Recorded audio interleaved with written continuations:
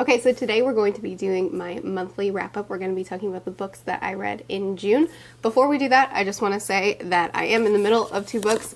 I'm working on Oliver Twist and Heart of Betrayal. This is a reread. I just ended up starting this one a little bit too late and didn't get it done in time, but I'll be bringing it over into July. And this one, I'm just getting through real slow. It's a little bit hard for me, but we'll get there. Hopefully. Books I completed this month, I read 6 books and 3 manga. Stats are pretty good this month. Nothing that I outright hated, not a lot of like new favorite books, but a lot of books that I really enjoyed, which I'm happy with. Genres are pretty concise. I pretty much stuck with fantasy and like the more hard-hitting contemporary sort of books. So I did read romance, which I put under contemporary because I really don't know. Are those categories supposed to be separate? I'm not great with genres. They're basically made up titles anyway. Okay, so as always, starting from lowest to highest. Unfortunately, my lowest rated books this month were Full Metal Alchemist, but I still really enjoyed Full Metal, so I don't know. I guess it's not unfortunately because it was still good. I just didn't have any books that I outright hated this month. Full Metal, I read volumes 7, 8, and 9. I read this bind up this month, and I love this series. It was kind of like a 3-star start for me, and then it went all the way up to like 4 stars and 5 stars. I was loving several volumes in a row, and then these 3 were, I don't know, I just don't really feel like much was progressed. It felt like it was mostly a little bit more background and setup for the villains and for what's to come. Like the series is taking a shift, and it's just a really long setup for whatever this shift is going to be. So it was still enjoyable. I liked reading it, but I didn't read these as quickly as I did the volumes before because I just didn't feel like a lot was really happening to our characters. I mean, Ed and Al weren't even in some of the volumes, like hardly at all. So I'm excited to see what comes next. I have a feeling that all this setup is going to be a lot of payoff. So we'll see in the next bind up I read. Next I have East, which is a retelling of East from I don't remember the original. So East is a book, my friend over at Book Refuge, she loves this book and has been wanting me to read it for a while, and I finally did. I kind of put it off because I don't read a lot of middle grade, and I don't know how to rate middle grade because I tend to be a lot easier on my ratings for middle grade. Anyway, I finally picked this up. I read it alongside her and we chatted while we read it, and I'm really glad that I read it because it's such a sweet and great story. I'm really glad I read the classic first. I didn't count this as a book read, this classic, because it was like 20 pages long, so it didn't feel like a full book to talk about. But I am really glad that I read the classic fairy tale first because even though I didn't like the classic fairy tale very much, East I really think expanded on a lot of the things that I didn't like from the classic fairy tale. It added a lot of depth and it added a ton of background for the villain and for just the entire family. It just added so much to such a simple little fairy tale, and I really, really enjoyed myself reading this. I really wish I had read it when I was in this age range because this is a story that I really could have fallen into and lost myself in. So really enjoyed it, saving it for my I don't know, I said future. Saving it for my kids for when they're old enough to be reading these. Next I have Far From the Tree, which is an amazing story. I actually started this book a while ago and I DNF'd it, and then this was the book that you guys chose for my seasonal DNF, the book that I'll pick back up, and I'm really glad I picked back up. I'm glad I stopped when I stopped. And I'll explain a little bit of that in a minute. I needed a break from this book, but I'm also glad I picked it back up because I'm really glad I saw this to the end. So this book follows 3 characters. You have Grace, who got pregnant at 16, I think, and just gave up her baby, and she has a lot of mixed feelings about it all. Joaquin, who is in the foster care system. He's 18 years old, and he has been in the foster care system his entire life. And Maya, who her parents are going through a divorce and her mom is an alcoholic and she's just got a lot of family drama going on, and that is affecting her relationship with her girlfriend as well. So these 3 characters are all siblings that have been put up for adoption or been in the foster care system, and they have never met, and they find each other and kind of explore a lot of their own problems and get to know each other. It's a really beautiful story. It's a really hard story. It was difficult for me to read because my husband and I are planning on adopting relatively soon, and it was really hard for me to read some of this stuff. And it's just an emotional, it's just an emotional story. anyway, but some of the material is very close to my heart. So I needed a break and I ended up putting it down, and I'm glad I did, but I'm also glad I picked it back up because this ending I was really nervous about. It could have gone bad. It could have gone hyper cheesy. It could have gone hyper sad. And I just really think that the ending was a great balance of heartwarming and realistic, and just I think it's a really great story, and I'm really glad I read it. I also read the Unfunny Mooners. This is my third, I think, Christina Lauren book, and I really enjoyed it. It's a hate to love. It's definitely not my favorite trope, but it's one that I can get on board with, and I think that Christina Lauren executed this really, really well. This is a couple that hate each other, or these two people that hate each other, and then because of a set of circumstances, they end up going on a trip together, all-inclusive resort, and they have to stay together and they have to pretend that they're married, and it's pretty ridiculous. The main character, it took me a little bit to like her because she is the type that just has this mentality of escalating everything to the worst case scenario. Anything happens, like even the most minor thing happens, and she's like, they meant to hurt me, they're after me, everything sucks. And that's a tough mentality for me to relate to or get on board with. So she was a little bit frustrating for me because from the very beginning I saw that their strife between them was her misunderstanding. And that was a little bit hard for me, but I think it all played out really, really well. The chemistry between them, the build-up between them was brilliantly executed. Christina Lauren is great at writing chemistry. And I really, really liked that this couple is excellent at communication.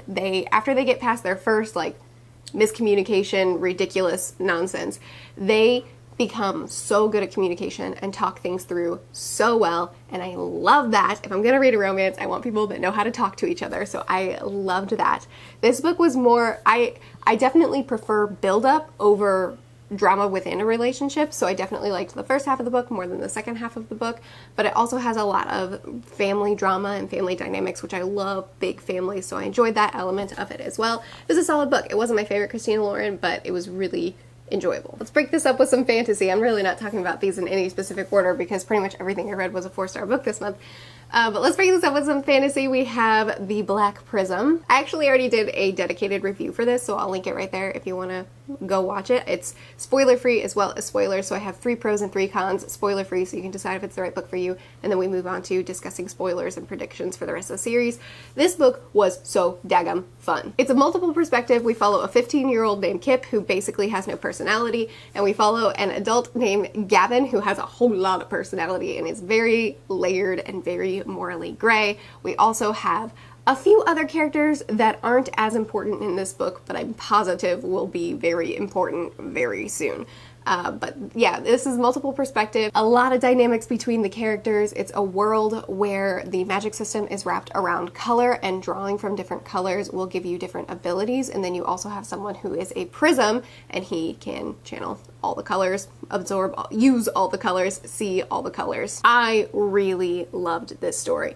I think that my one big complaint is that I don't think that the execution is 100% on several levels, in several ways. I don't love Brent Weeks' execution in this book. However, the story and the characters have me very hooked, and for me, that's more than enough. So, I have a lot of questions, and I have a lot of hesitancies of how things are going to be executed in the future, but everybody assures me that it only gets better, and that a lot of my concerns will be addressed and handled, so I'm pretty excited. I'm very, very ready to continue on to book 2. This book, prediction, I did this with The Name of the Wind, so, you know, hold it loosely, but this book has the potential to be the beginning of a series that will make my favorite series list at the end of this year, depending on how the others go. Book 1 was a really solid start with some things that I think are valid complaints, but a really, really, really solid start with a whole lot of potential, and I'm really excited to see where the series goes. I forgot to grab the Third Wheel of Time book, and my son is watching a show in the other room, so I think I'm not gonna get up and get it because I don't want him to suddenly want to be attached to me. So I'm just gonna put an image here. Wheel of Time book 3, The Dragon Reborn. I don't know what I'm rating it yet because I still have about 100 pages left at the time that I'm filming this. I'm not going to have time to film later, so I have to film this a little bit premature. So as of this video, it's sitting at 4 stars, which is what I've rated the other 2 Wheel of Time books that I've read. But that is subject to change because Robert Jordan does have his big endings. So I'm very excited to see how this book is going to end. So far, it's been really great. It's been really heavy on a lot of political, a lot of Aes Sedai stuff, which I'm very much enjoying. I'm really curious to see what's going to happen with a lot of characters, but I'm not going to go too deep into it because I am going to wait for my review because, of course, I'm going to be reviewing this book. So I guess you can wait for my full thoughts at that point. The review will either go up on Monday or Thursday, just depending on how quickly I can get it filmed. But I will say that I am very much enjoying this book, and I don't know, like, this series is great. As of right now, it's not like up there with my new favorite series or anything like that, or up there with my favorite series in that list, but I'm really enjoying it, and I'm very curious to see how this one ends. Okay, let's go with the novella next. This is actually the only audiobook that I completed for narration this month, which is why we don't have a books I narrated wrap up this month, because after I finished this one, I started 2 very big projects that will be carried over into July. So this is the only one that I actually completed this month. It's a little novella. It's like 2.5 hours long or 2 hours long. It's a little young adult romance with a heavy punch to the gut. It's following a girl who has recently been broken up with by the love of her life. And it's a rough go, and we deal in then and now. She has like these flashbacks, these dreams of how their life was when things were good, so we get to see their relationship